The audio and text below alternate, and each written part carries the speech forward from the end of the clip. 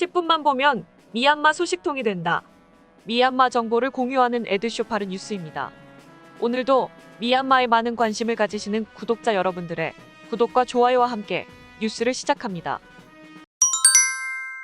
2021년 11월 7일 양곤지역교통위원회는 양곤지역 시내버스 요금 무단 인상 적발 시 처벌을 할 것이라고 밝혔습니다. 그동안 시내버스 137대가 버스 요금을 500자수로 무단 인상한 것이 적발되어 6개월 운행 중단 조치를 취했다고 합니다. 앞으로 시내버스 운행 중 버스 안내원이 추가 요금 징수 적발 시 3개월간 CNG 충전 및 운행 금지 처벌을 받게 되며 버스 안내원이 없이 추가 요금 징수 적발되는 경우 6개월간 중지되고 버스 안내원이 탑승하면서 시내버스 업체에서 추가 요금 징수가 적발되는 경우 12개월간 중지된다고 경고하였습니다. 미얀마 중앙은행은 수출보고서 미제출 업체 663개 중 미얀마 경제공사와 중국 국영업체 완바오 마이닝의 합작회사인 미얀마 완바오 마이닝 카퍼 LTD가 가장 높은 수출 실적을 가지고 있다고 밝혔습니다. 현재 수출업체 663개 기업 총 5억 7,680만 달러에 대한 수출 실적 보고서가 제출되지 않은 상태이며 이 중에서 미얀마 완바오 마이닝 카퍼 LTD가 1억 300만 달러로 보고 있다고 합니다. 하지만 대부분의 수출업자들은 미얀마 은행 시스템의 문제와 환율 불안정 등의 문제로 싱가포르 은행 계좌를 개설하여 거래를 하고 있다고 합니다. 한 경제 전문가는 이미 NLD 정권에서 기업 투명성과 책임성을 추구해왔으나 국가관리위원회에서도 같은 방식으로 접근하는 것인지에 대해선 알 수가 없다고 밝혔습니다. 이런 정부의 노력에도 대기업은 계속 세금 징수를 피해가고 중소기업들만 철저히 세금을 내야 하는 상황이라고 지적하였습니다. 지난 11월 2일 미얀마 중앙은행은 외환관리법에 따라 30일 내로 2019년 수출 실적 보고서를 제출하도록 명령한 바 있습니다. 2021년 11월 3일 미얀마 중앙은행은 기본 상품 거래 및 이전을 위한 현금 결제 시 최대 2천만 자까지 가능하며 2천만 잣을 초과하는 금액에 대해선 모바일 뱅킹과 인터넷 뱅킹, MPU 또는 수표, 송금으로 가능하다고 명령한 바 있습니다. 이에 대한 판매자의 현금 인출 세부 지침이 나왔습니다. 최대 2천만 잣까지 판매 금액에 대해선 현금 거래가 가능하지만 2천만 잣을 초과된 거래 금액에 대해선 2천만 잣을 제외한 금액을 송금 또는 전자결제를 통해서만 가능하고 송금을 받게 되면 신규 계좌가 있는 경우 판매자는 송금 결제 금액의 50%까지 현금으로 인출할 수 있으며 나머지 잔액은 31일에서 45일 이내에 인출할 수 있다고 합니다. 기존 계좌의 경우 판매자는 송금 금액의 25%까지 현금으로 인출할 수 있다고 합니다. 앞으로 각종 거래 시 2천만 자 초과한 금액에 대해서 디지털 결제 방법을 사용하지 않을 경우 법적 조치를 받게 된다고 경고하였습니다. 하지만 여러 제품을 구매한 총액이 2천만 잣이 넘는 경우에는 현금 거래가 가능하다고 합니다. 미얀마 모바일 결제 서비스 웨이브머니는 현금을 받는 고객들에게 무단으로 추가 수수료를 징수한 가맹점 812개 가맹점에 대한 4차 경고와 함께 가맹점 허가를 영구 취소하였다고 밝혔습니다. 미얀마 중앙은행은 최근 가맹점들이 추가 수수료를 징수하는 사례에 대해 웨이브머니 측에 경고한 이후 8,965개 가맹점에 대해 1차 경고를 하였으며 656개 가맹점에 대해 2차 경고, 59개 가맹점에 대해 일시 영업 중단 처벌을 하였다고 합니다. 이런 처벌 강화와 함께 일부 가맹점은 현금 부족으로 송금 인출 서비스 제공에 어려움이 있어 부득이 요금을 인상하였다고 하소연을 하고 있습니다. 미얀마 항만청은 2021년 11월 양곤항에 43척의 선박이 입항할 예정이라고 밝히며 미얀마 수출입 활성화를 위해 노력하고 있다고 밝혔습니다. 지난 9월과 10월에는 양곤항 입항 예정 선적을 40척으로 공지한 바 있으나 42척이 입항하였다고 합니다. 현재 코로나19 영향으로 전 세계 선박 이동량이 감소하고 있지만 미얀마 항만청은 5월부터 시장 수요에 따라 입항 선박 수를 늘려 나가도록 노력하고 있다고 합니다. 머스크 라인 미얀마 지점은 미얀마 해상 무역 지원을 위해 머스크 놀버고호와 머스크 날비코, 머스크 네스노 3척을 추가 투입한다고 밝혔습니다. 미얀마 시라이온 그룹은 중국 시노백 바이오테크와 제휴하여 2021년 11월 중으로 미얀마 최초로 시노백 코로나19 백신을 수입하여 시중에 공식 유통 판매한다고 밝혔습니다. 2021년 11월 1일 미얀마 식약처는 시라이온 그룹에 대한 코로나19 시노백 백신을 공식적으로 수입과 유통할 수 있도록 허가한 바 있습니다. 시라이온그룹은 미얀마 코로나19 확산 이후 지속적으로 코로나19 관련 의약품을 수입 유통해오다가 2020년 말부터 자회사인 시리어스 로지스틱스 앤 디스트리뷰션 솔루션을 통해 코로나19 백신 수입 및 유통을 위한 백신 운송 시스템과 냉장 보관 시설을 준비하고 있었습니다. 이 백신도 2도에서 8도 사이로 냉장 보관이 되어야 하기 때문에 이에 맞는 운송 시스템을 갖춰야 유통이 가능하다고 합니다.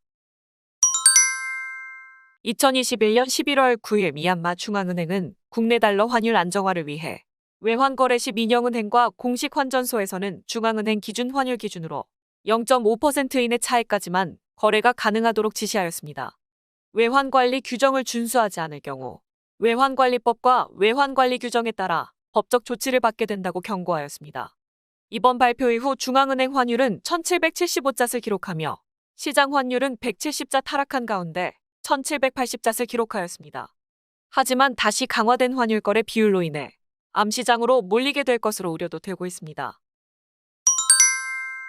2021년 11월 10일 양곤 쉐공다잉에 있는 SSC 병원은 중국산 코로나19 시노백 백신 예방 접종 서비스를 실시한다고 밝혔습니다.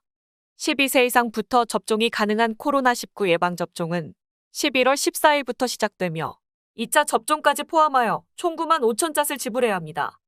예약 문의는 오전 9시부터 오후 4시까지 전화 문의가 가능하며 접종일은 접수 이후 다시 통보를 해준다고 합니다. 미얀마 교육부는 대학 및 대학교 강사 3,000명 이상을 임용하였다고 밝혔습니다. 현재 미얀마의 코로나19 3차 파동이 안정화되면서 대학 재개도 준비 중에 있으며 양곤 지역에서도 강사 585명이 임용되었다고 합니다. 신규 임용된 강사들은 국가 공무원으로 교육부 규정에 따라야 합니다. 지난 2월 1일 이후 교육부 산하 대학과 대학교에선 교육진 7,000명 이상이 시민불복종운동에 참여하여 코로나19로 인한 휴교 조치가 아니더라도 사실상 개교를 하기 힘든 상황이었습니다.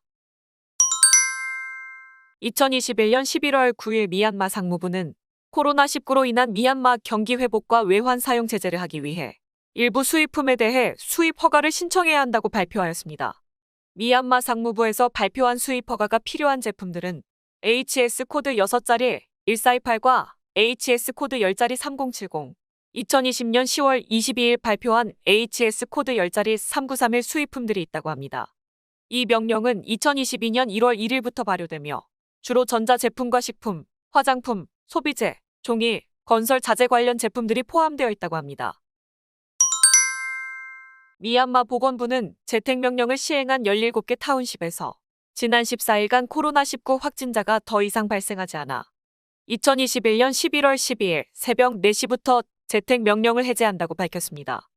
해제된 타운십은 타닌따리 지역 다웨이 타운십과 메익 타운십, 가고 지역 오뜨윈 타운십과 가와 타운십 다이구 타운십, 비 타운십, 나따린 타운십, 마게 지역 바꼬구 타운십과 사린 타운십, 만달레이 지역 운드윈 타운십, 몬주 몰얌야잉 타운십과 땀뷰자얏 타운십, 양곤 지역 모비 타운십과 다곤 타운십, 에야와디 지역 강지다운트 타운십과 콘피 타운십, 나보웅 타운십입니다. 2021년 11월 12일 오전 양곤 인세인 교도소 내 법원에서 진행된 미국인 언론인 데니 펜스터 공판에서 11년 징역형과 10만짜 벌금형을 선고받았습니다.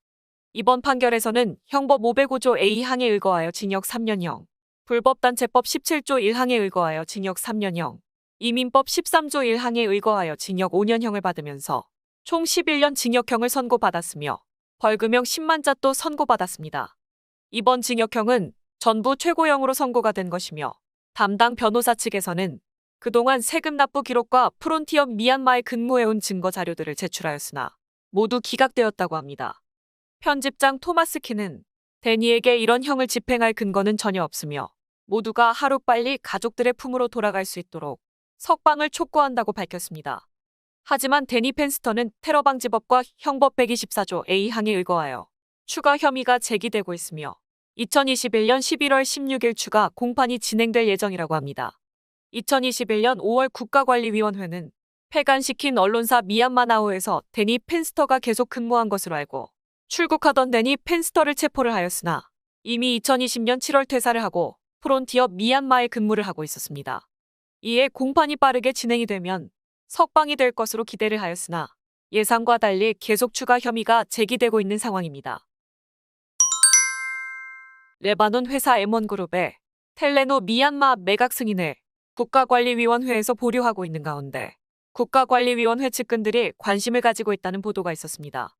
2021년 7월 텔레노 미얀마는 레바논 M1그룹에 매각할 것이라고 공식 발표를 한 이후 인권단체에서는 매각을 반대하였으나 매각을 진행하고 있었습니다. 하지만 국가관리위원회까지 매각에 대한 승인을 보류하며 지금까지 진행이 되지 못하고 있었습니다. 로이터 통신의 보도에 따르면 M1그룹은 미얀마 업체 쉐비아 인퓨 그룹과 이에 대한 협의를 진행 중이라고 보도를 하였습니다. 이와 함께 군부와 밀접한 관계를 가지고 있는 미얀마 업체들도 텔레노 미얀마 매입에 관심을 가지기 시작했다고 합니다. 해군사령관 묘하웅의 형제인 네이아웅이 소유한 IG 그룹의 자회사인 아마라 커뮤니케이션과 미나웅을 라인 위원장 아들과 관련이 있는 조나단 쪼따웅이 소유한 KT 그룹이 관심을 가지고 있는 것으로 알려져 있습니다. 또한 썰지펀이 소유한 요마 스트레러직 홀딩스도 지분 인수에 관심을 표명한 바 있습니다.